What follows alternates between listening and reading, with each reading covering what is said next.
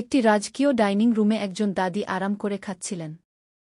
হঠাৎ একজন অশুভ জাদুকরী, যাকে আমরা ম্যালিফিসেন্ট বা ডাইনি বলতে পারি, এসে তার মাথায় এক নীল রঙের জাদুর তরল ঢেলে দেয়। সঙ্গে সঙ্গে দাদি একটি ব্যাঙে পরিণত হন। এরপর ডাইনি নিজের গায়ে সেই তরল ঢেলে দাদির রূপ ধারণ করে এবং আসল দাদিকে ব্যাঙ অবস্থায় সমুদ্রে ফেলে দিয়ে অট্টহাসি হাসতে থাকে। ডাইনি দাদির ছদ্মবেশে বাড়িতে ফিরে আনন্দে নাচতে শুরু করে।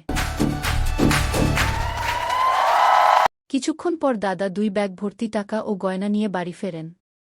তিনি ডাইনিকেই তার স্ত্রী ভেবে সব ধনসম্পদ তুলে দেন। অন্যদিকে সমুদ্রের তীরে একটি বড় কোবরা সাপ ব্যাঙটিকে আসল দাদি আক্রমণ করতে যায়।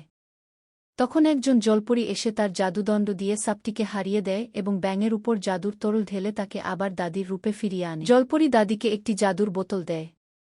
দাদি দ্রুত বাড়িতে ফিরে ডাইনির উপর সেই তরল ছিটিয়ে দেন, ফলে ডাইনি তার আসল রূপে ফিরে আসে। শেষে ডাইনিকে বন্দী করা হয়। You cannot hold me! These chains will break!